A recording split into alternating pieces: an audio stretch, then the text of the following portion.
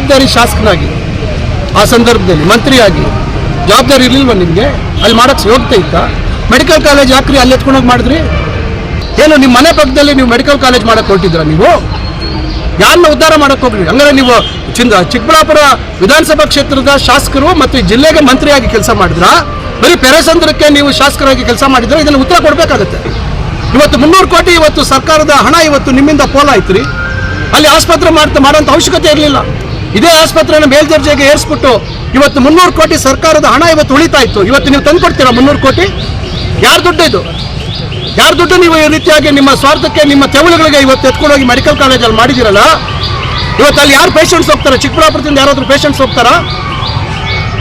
ಸಾರ್ವಜನಿಕರ ಎಲ್ಲರ ಹಿತದೃಷ್ಟಿ ಮುಖ್ಯ ಇವತ್ತು. ಅದನ್ನು ಬಿಟ್ಬಿಟ್ಟು ನೀವು ಏನೇನೋ ಮಾತಾಡ್ತಾರಲ್ರಿ. ಅದೇನೋ 2000 ಎಕರೆ ಗುರ್ಸಿದ್ರಿ. ನಾನು ಹೇಳಿದೆ ಎಲ್ಲಿ ದಾಖಲೆ ಕೊಡಿ ಅಂತ ಕೇಳಿ ಕೊಟ್ಟರು. ನಾನು ಪದೇ ಅದನ್ನೇ ಹೇಳ್ತೀನಿ. ಇವತ್ತು ಯಾರಿಗೂ ಉಪಯೋಗ ಆಗ್ತಾ ಇದೆ ಮೆಡಿಕಲ್ ಕಾಲೇಜ್ ಆಸ್ಪತ್ರೆ ಪ್ರಾರಂಭ ಮಾಡಬೇಕು ಅಂತಿರಲ್ಲ, ಬನ್ನಿ ಚೊಕ್ಕಳ್ಳಿ ನಂಬರಲ್ಲಿ ಇವತ್ತು ಅದೇ ಏನು ಹೂವಿನ ಮಾರ್ಕೆಟ್ಗೆ ಕೊಟ್ಟಿದ್ರಿ ಜಾಗ, ಬನ್ನಿ ಅದು ಹೈವೇಗೆ ಕಾಣುವಂಥ ಜಾಗ. 40 ಎಕರೆ ಸರ್ಕಾರಿ ಜಾಗ ಇದೆ, ನಗರಕ್ಕೆ ಹೊಂದ್ಕೊಂಡಿರ್ತಕ್ಕಂಥ ಜಾಗ.